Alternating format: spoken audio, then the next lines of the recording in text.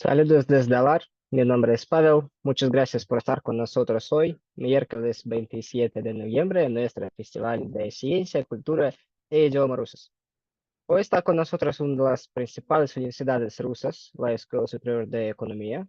Ahora veremos un breve video sobre esta universidad y luego tendremos un video discurso sobre el tema Decomposition of a Mixture of Distributions and its Application por doctorado, profesor investigador de la Escuela Superior de Economía, Vyacheslav Pavlovich Sirotin. El video habrá en inglés. Veremos un video sobre la universidad.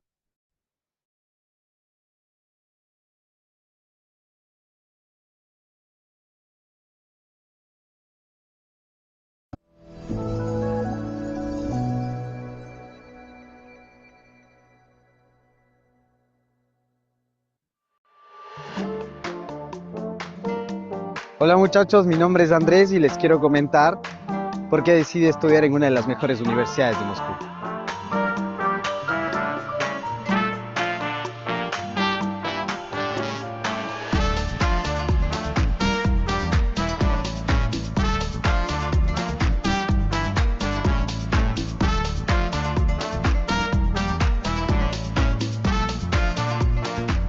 Aquí en HSE no solo estás en el aula, la vida estudiantil es increíble. Hay tantos clubes, organizaciones y eventos que te ayudan a explorar tus pasiones.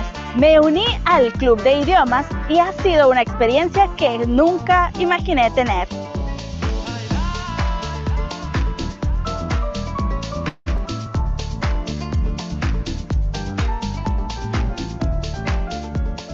El deporte es muy importante aquí, ya sea que te guste el fútbol, baloncesto o probar algo nuevo, siempre hay un deporte, algún evento o algún equipo al que puedes unirte.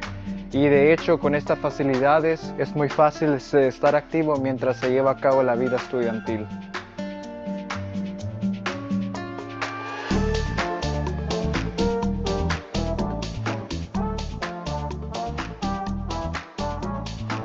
Hola, una de las cosas que más me gusta de HSE es cómo nos motiva a pensar de manera innovadora. He tenido el agrado de participar en conferencias internacionales y trabajar en proyectos que realmente marcan la diferencia.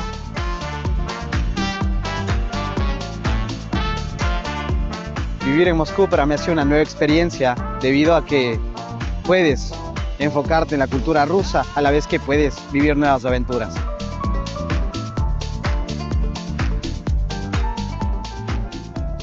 La HCE te impulsa a crecer. Es desafiante y a la vez increíblemente gratificante. He descubierto nuevos intereses y fortalezas que inclusive yo sabía que tenía. Unirme a una organización estudiantil me dio un sentido de pertenencia. Es un lugar donde puedes tener un impacto, ya sea a través de proyectos sociales, eventos culturales o simplemente conectando con personas que comparten tus intereses. Las conexiones internacionales que haces en la HSE son increíbles. He participado en intercambios y trabajado con estudiantes de diferentes países, lo que realmente te abre los ojos a lo interconectados que estamos.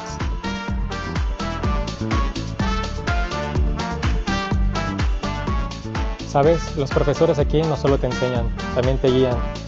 Ellos realmente quieren verte triunfar, son muy amables y realmente me siento apoyado tanto académica como personalmente. Únete a nosotros a la HCE. No se trata solo de obtener un título o un diploma. Se trata de descubrir quién eres y hacia dónde vas.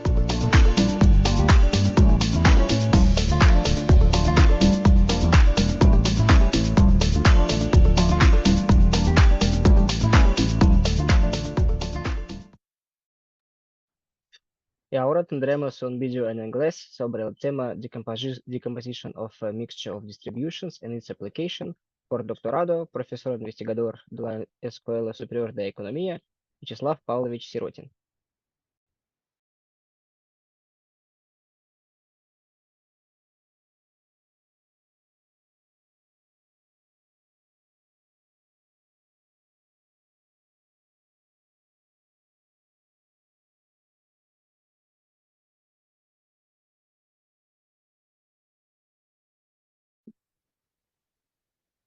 Hello, dear friends. Today's lecture is about the models of mixtures of distributions and their possible applications. We will consider a model of mixture of distributions, starting from just a model of distribution in parametric and non-parametric forms. And there we will consider the possible applications of such a model. After that, we will consider the multidimensional case and possible applications of the models corresponding to this case. Now we will start with the parametric and non-parametric models of distributions. The starting point for such a model can be the picture of Antoine de Saint-Exupéry, Le Petit Prince. You can see it on the screen, and it can be associated with the hat. This hat can be considered as a picture of unidimensional parametric distribution. As you remember from this novel, this picture was associated in the eyes of adult people as a hat. In the more advanced side of children, it's a snake. It's an elephant. Inside the snake, it's much more complicated picture, and it can be associated with the parametric model. Using parametric approach, we know what we deal with, and here we deal with the particular object. We know just everything about this object, but the parameters of it. So we can estimate the parameters, and the picture will be completed. This association, I think, is very useful to recognize the parametric and non-parametric approach. To create the parametric model, we need the non-parametric model first, and then we need additional knowledge about the nature of the phenomenon we are trying to model. The scheme of parametric modeling can be presented as follows. We analyze the empirical distribution using non-parametric model. It sounds like oxymoron. We create the parametric model, but use non-parametric model first. But it's there is no contradiction in this statement, because we need the general appearance of the distribution. After that, we should be specific about the nature of the phenomena, and we can assume the type of possible distributions on the base of this theoretical analysis. After that, we create the model or models of distributions. The plural, in my case, can be associated with a few models which can be compared, and we try to test the hypothesis of the model's relevance, and using the particular criterion, we can choose the best one from these competitive models. Let's get started from the non-parametric model, which presents us the general appearance of the distribution. Here you can see a unidimensional scatter plot, which presents the cases we see in the case of unidimensional feature, or unidimensional characteristic. We are interested in the density. We try to create the picture of density. The more, the higher is the density, the higher is the height of the particular rectangular. You know the picture of in this slide, a picture of histogram, which is well known to all the statisticians, from beginners to advanced users of statistics. You can see that this picture, using one more dimension, shows us the picture of density. I associate this style of density presentation with the cubism in the art. It shows us the rough picture using the particular instrument by an artist. There is a trade-off between bias and variance in creation of such picture. If we take the particular criterion to create the best choice of the bin width in this histogram, we can see that using integrated mean squared error, we deal with two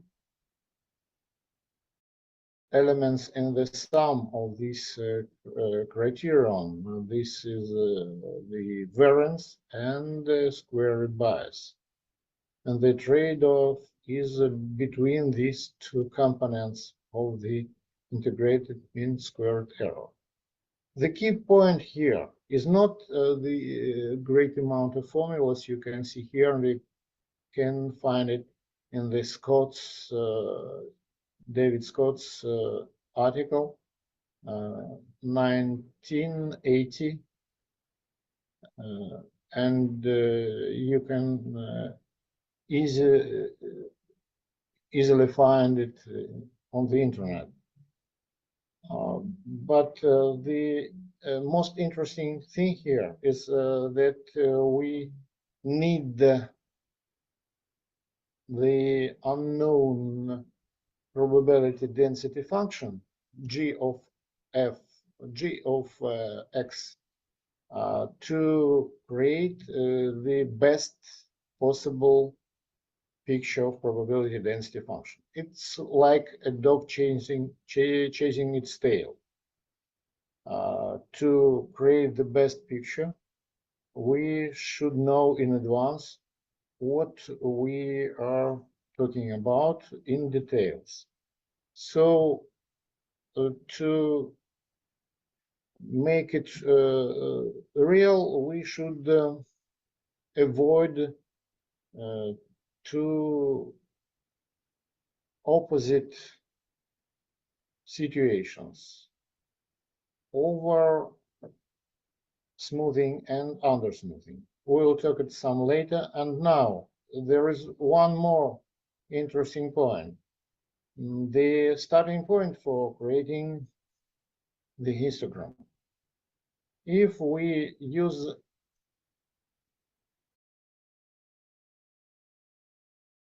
one starting point to create this histogram. We have the particular shape of it.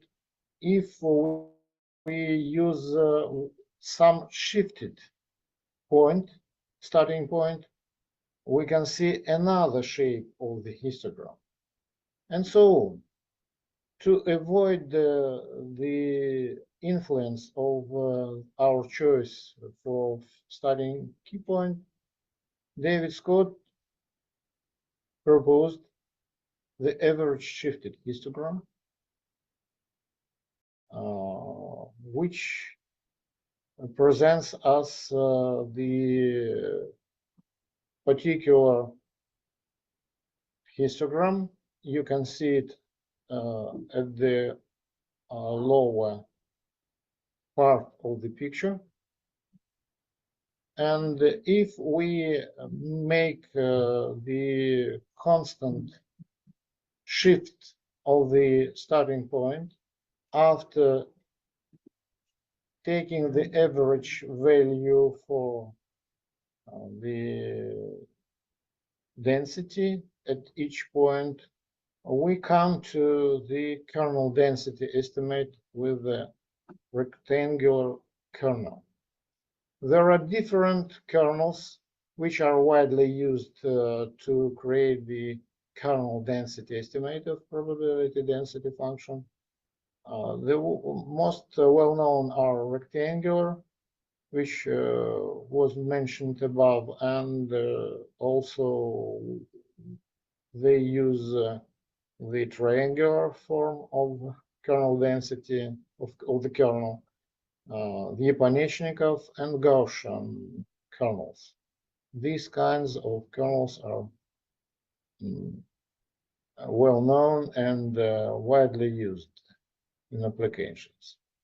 As I said, we should avoid two situations of undersmoothing and oversmoothing. The oversmoothing picture is at the upper side of the slide. The undersmoothing is at the lower part. And Silverman's rule for simple distributions is presented at the right side of this slide. You can rely on this rule at the preliminary analysis of the density, and then you should be more particular in your choice, trying to follow the rules I talked to you during the previous time. So sorry. And now we are talking about the nature of the phenomenon. We will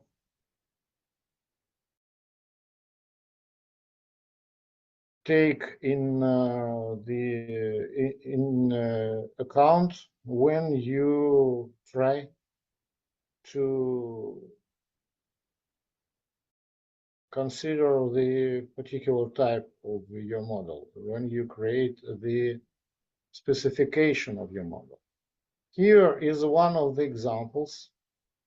Each example corresponds to the particular feature, and for this case, we can consider the income, which is the product of three multipliers. The first one is the earning of the household's head. The second is the particular multiplier for this first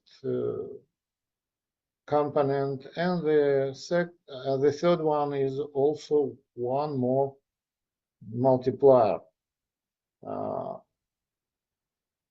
And the first one is in turn can be is presented by the product of other possible multipliers. We should take into account that the income is a product of different multipliers, and it helps us to consider that this model, the model of income, can be presented in the form of logarithm, log normal distribution, because if we take the logarithm of income, we come to the sum of logarithms of the multipliers. So, following the central limit theorem, we can propose that the probability density function for homogeneous group can be log normally distributed, and the model of probability density function for log normal distributions are presented here, and if it can be associated with our model of general appearance of this distribution, especially it's much more convenient to consider the probability density of the logarithm, taking into account these both proposals, these both arguments to create the model of log normal distribution, we can create the specification of such a model. An important question: we consider variables of different types: directly measured feature, subindex based on the few directly measured features as a linear combination of the directly measured features, and overall aggregate index, which aggregate the subindices, which is in turn the linear combination of subindexes. Which variable from the set above generally is more likely to be normally distributed? It's a good question. Try to make your answer, and after a pair of seconds, I'll give you the right answer. The answer is the overall aggregate index is the best the best representative of the normally distributed value, and it can be associated with such kind of distribution because of the restrictions of central limit theorem. That is why the indices which are widely used in practice we consider as normally distributed. After that, I'll extend the initial model to the model of mixture distributions. It can be associated with the reconstructed picture of end-to-end descent exit-free, and inside the snake there we can consider not the only elephant but a pair of elephants, or 3 elephants, and so on. But we have the reasons to such a specification of the model. The parametric model of a mixture of distributions can be presented as follows, where Q sub j are the weights of each components in this mixture. The sum of Q sub j is a unit. So the overall model can be presented with a dotted line here in this picture. And its components are above this dotted line. We can see 3 components in this mixture, in this example.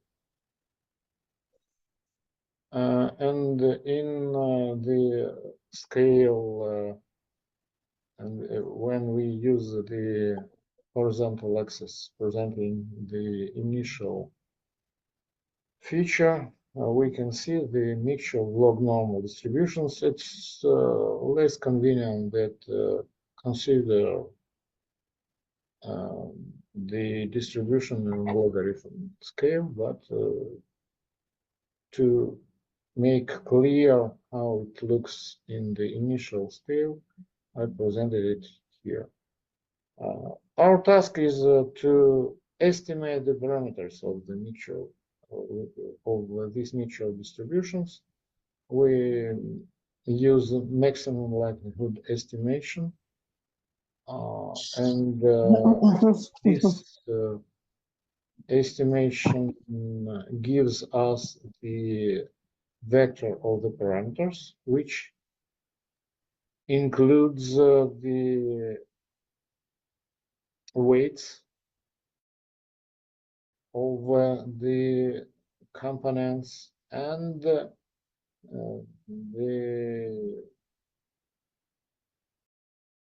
parameters of the central tendencies of each component and the standard deviations of the components. So we deal with numerous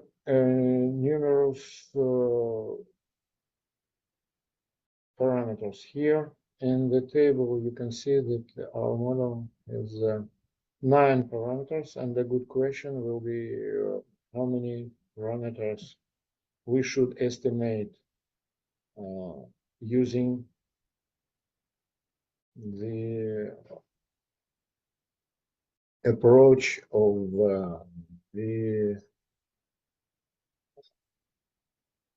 it was presented at the previous slide, using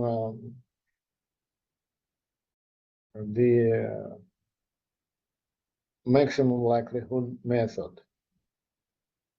The right answer is that we should estimate 8 parameters, because as I said, the sum of weights Q is equal to a unit. Automatically can be calculated one of these values by the subtraction from a unit to estimated values of weights. Here you can see one of the examples. We will consider it some later in details. And you can see that maximum likelihood estimates gives us the clear picture of the structure for this case, and the overall population can be presented in the form of a mixture of 3 sub-populations with the different characteristics of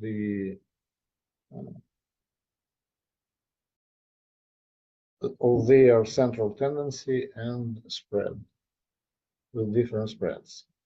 And if we take into account the multi-dimensional case, we can see that normal distributed value can be presented in more complicated form, but we can also use the kernel density estimation to create the model, non-parametric model of probability density function. And you can see here at the left picture, the over smoothed kernel density estimate, under smoothed the effect of under smoothing is in the central picture, and at the right picture you can see the as I can see the best kind of model which avoids the effects of under smoothing and over smoothing. And we can consider a pair of three components on this cover, which is associated with a 3D model of probability density function. The number of the parameters is much greater in this case because except the central tendencies, which can be presented as a two-dimensional vectors, according to the dimensionality of our feature space, we should use the correlation between these features for each component. So we deal with the great amount of parameters to be estimated, and we need much more cases, much more observations to estimate these parameters. As you know, we need about five from at least five, from 5 to 10, as usual, observations per one parameter to be estimated. Here you can see the histogram, 3D histogram, three-dimensional, which presents us the probability density function and its non-parametric estimate in the form of a 3D histogram in 2 dimensions: the mean income of the households and the desired income. The is one more feature, and in this feature space of desired income and the real income, we can see 2 components. These components may be presented in the horizontal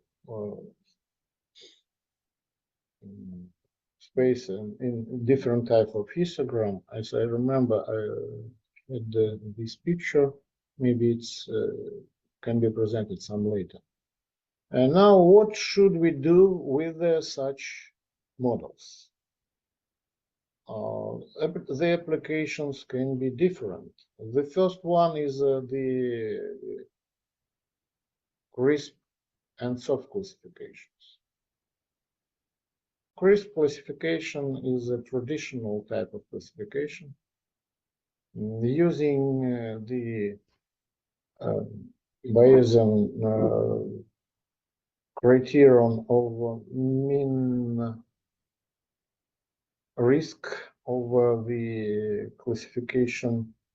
We should use the loss function here, and a simple loss function is the best choice in this case because we deal with the nominal scale of the names for each possible component. And applying this simple loss function, we create the rule for this classification. The rule gives us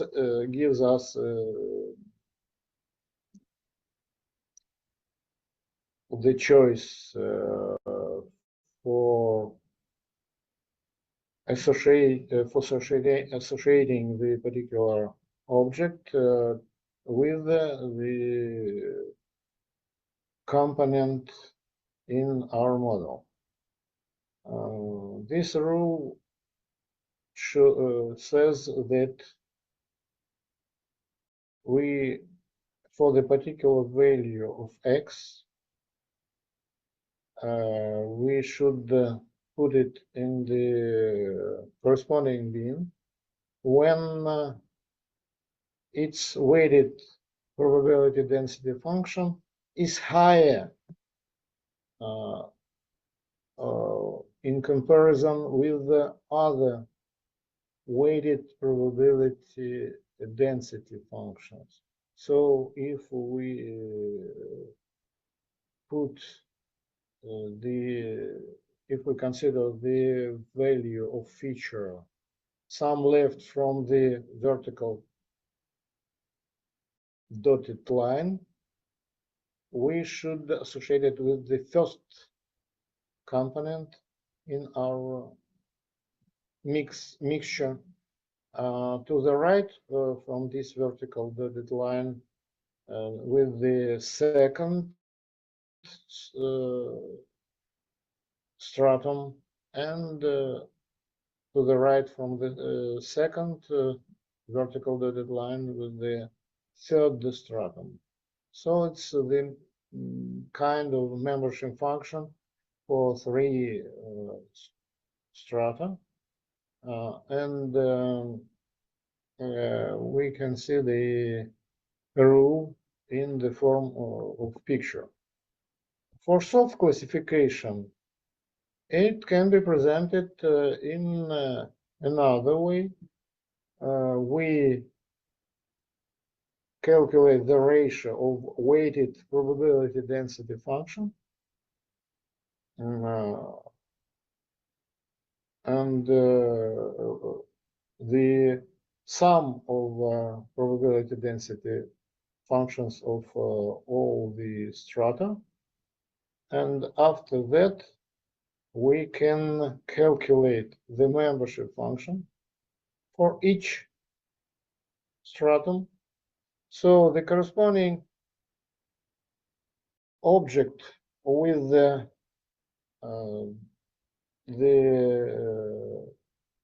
value of x sum left from the vertical dotted line, we should put it, it can be associated with the first stratum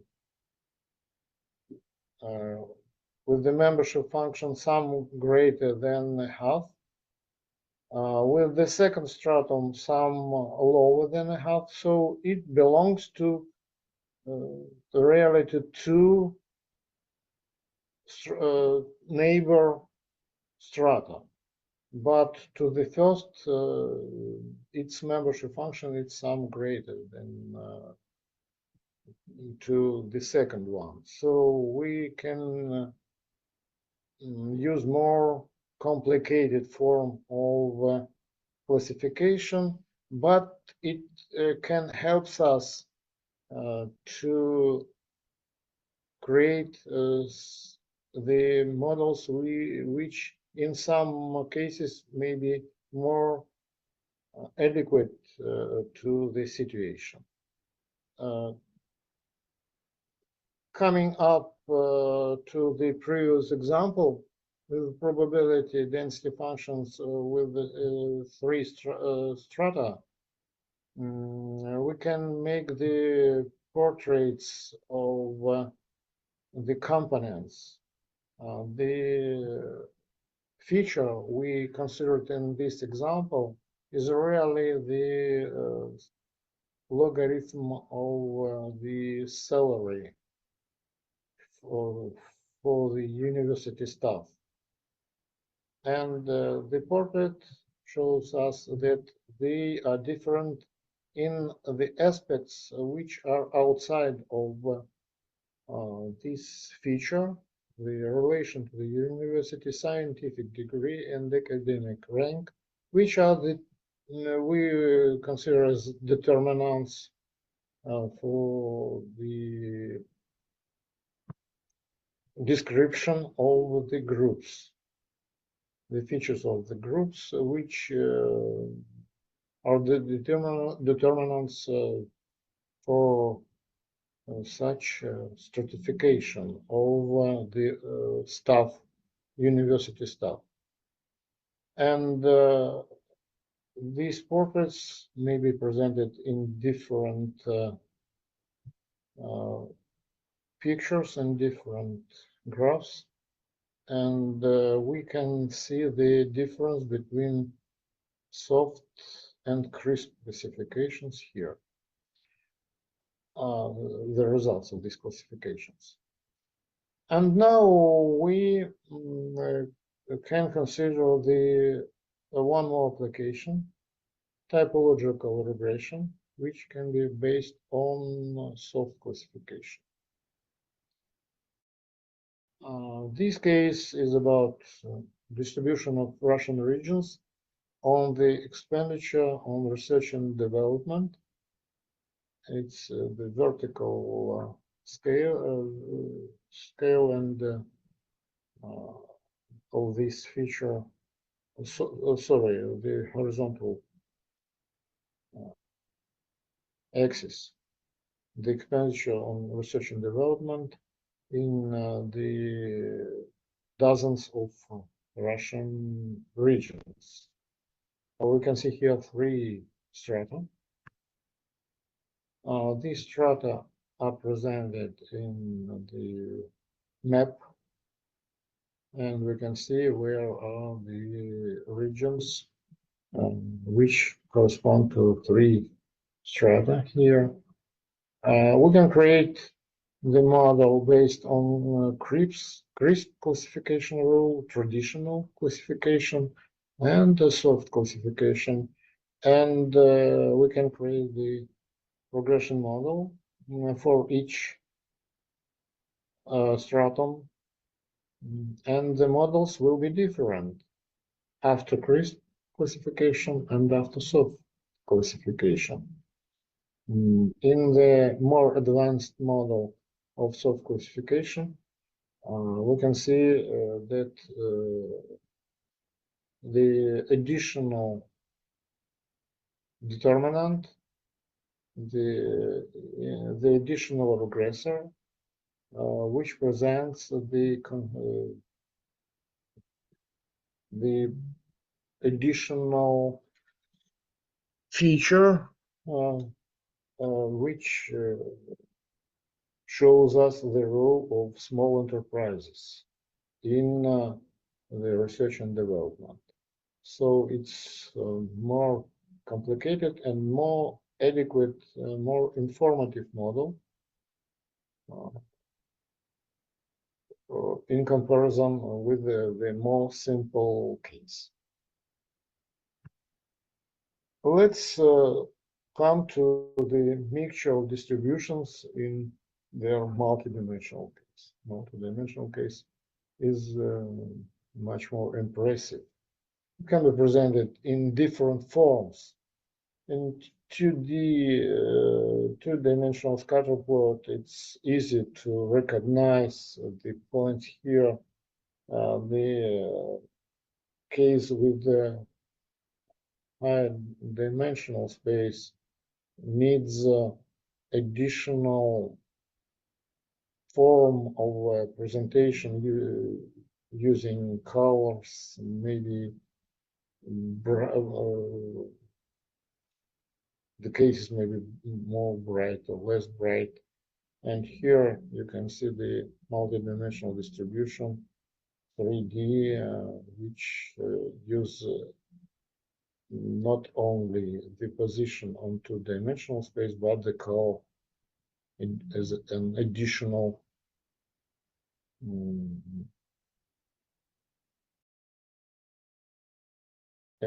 additional dimension.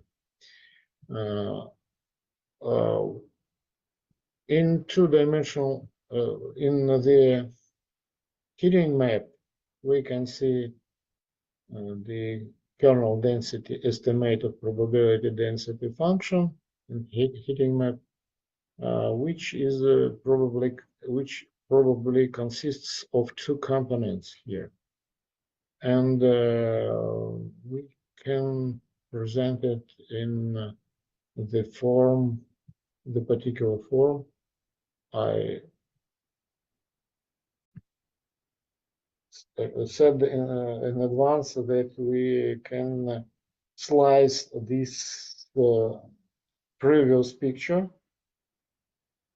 by horizontal planes and present here the distribution in such a form where the x scale presents us the desired income, and vertical axis is the real income of the household.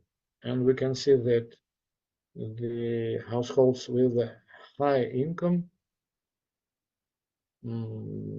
is of another nature with respect to the correlation between real income and the desired income. They are quite independent from each other. And for lower income part of the population, we can see the correlation between real income and the desired income and real income.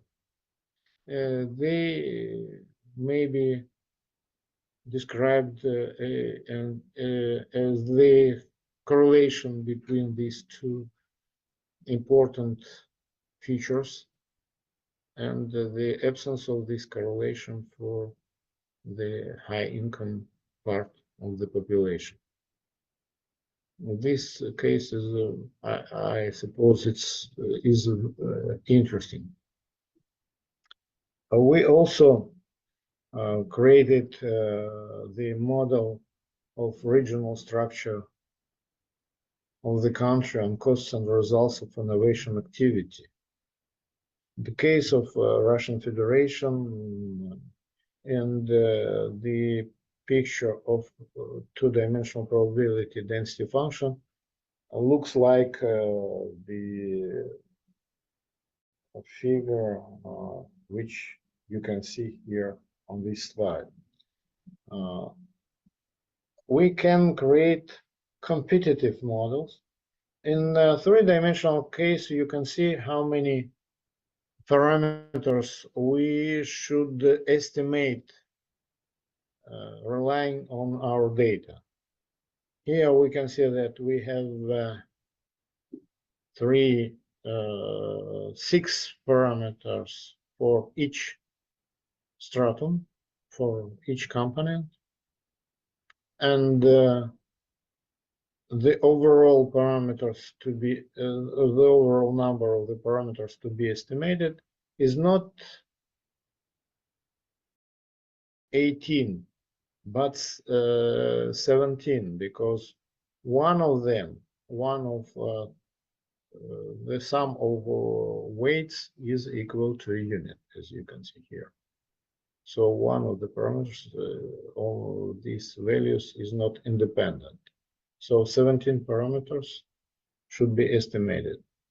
And in the two-dimensional scatter plot, we can see these regions of Russian Federation. And we can see, we can create 4 different models. The first one includes just just one component. Just one component with the center, which is pointed here as a black point. It's the central tendency in two-dimensional case. The overall distribution, it's like hill, which is extended from at the diagonal direction. The second model can be presented in the form of two components, the first one and the second one, and the three-component model. And also we can create the model of four components. Which one to choose? It depends on the value of the criterion for each case. You can see here the results of identification for each of these models.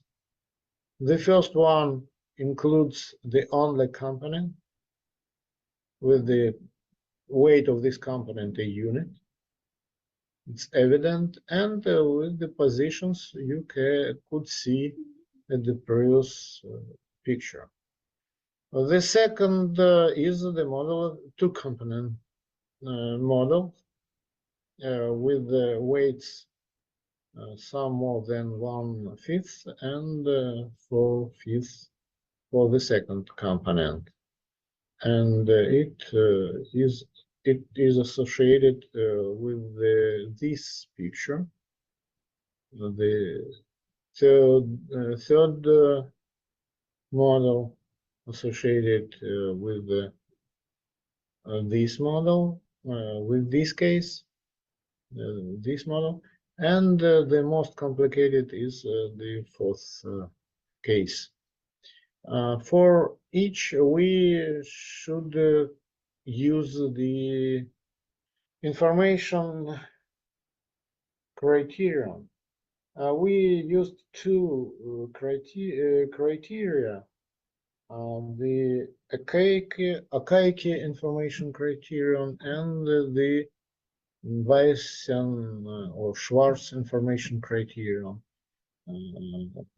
in which are presented with the red line here and blue line. The lower is the value of each of these criteria, the better is the model. And we can see for both criteria, the best choice is the model with three components inside. So it's the trade-off between complexity of the model and its information power. It's a good example which is completed by the choice of the models which are competitive with respect to each other. And now I should demonstrate you how we can calculate using just a simple, relatively simple soft Excel to create the model of the probability density functions. It was created before it could be used when we apply the more advanced software like R or Python. This example was created before this, before they was introduced for the population, when they will not exist at all. And now you can use this one or maybe more advanced software, which allows us to create such kind of a model of mixture of distributions. The first point is the kernel density estimate of probability density functions with different kinds of the kernel. Triangular, rectangular, or Yaponichnikov, and here on this slide, dotted line gives us the kernel density estimate with the Gaussian kernel, which is much more the better smoothing line in comparison with the cases of other kernels. So if we try to describe the density, probability density function as a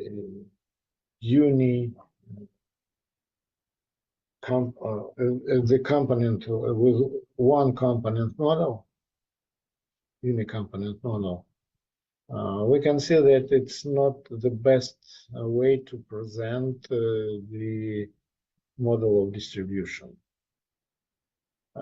We can rely on the statement that we deal with the only component and try to estimate the component, minimizing the maximizing the likelihood criterion. You can see it here. It is calculated according to the as a sum of logarithms for each case of the probability density function, logarithm of sum of logarithm of probability density functions for each case. And, here we can see that we deal with the only component here. It has a weight of a unit and the corresponding value of the central tendency here, 10.5. It's the center of this distribution, and the spread associated with the standard deviation, which is 1.5. We can calculate the best choice of such components and try to obtain the best model in this specification. But using more advanced model, we can come to the two-component models and present it here. 1 second, I'll try to do it right now with you. And in this case, we can consider that we deal with the two-component model. We will put here a half, for example, as a weight for each component, and a half with a different position of the central tendency. Let it be 9.8, for example, 9 point comma here 8, and for the second one 11.5. And the particular value of standard deviation should be applied here. But it will be a unit for each component. And we can see the model which is associated with this case. We can improve it using the solver. Let's do it. I'll try to do it. Sorry. It gives us the opportunity to do it, I hope. 1 second. But it's not easy to do in this case because we can't see the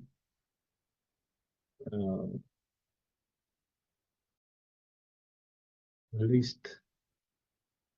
Oh, here you are. And it's not case of data, sorry. Using Zoom, it's not easy to do. But I'll give you an example of doing it using solver for 3 components. You can see that after using the solver to find the best,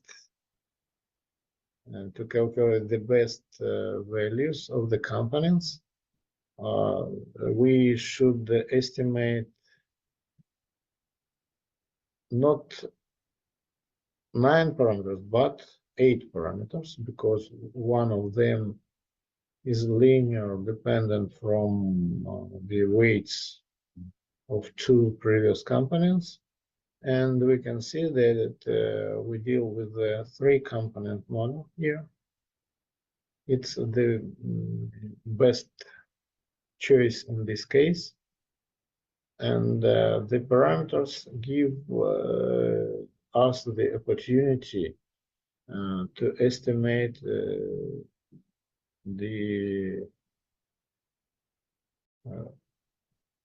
peculiarities of each component in the whole population, in the case of 3 subpopulations. This example I presented to you in my presentation, and it looks the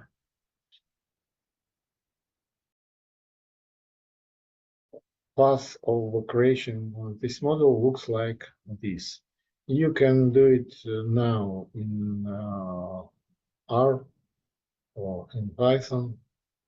It's easy to do, but in much more complicated cases, you can use your own software you can create to obtain the model of the probability density function. Let's come back to the lecture and finish with the list of recommended literature. We presented in the author with my co-author, we presented in different conferences, in different articles, and here you can see a few articles of the scientists devoted to the problems we considered at our lecture. I think you enjoyed the way how we can make different models in the form of a mixture of distributions. You could see the examples of different applications of such models, the ways to do it different, and I think you will take in account the possibilities and the features of these models. Thank you for your attention.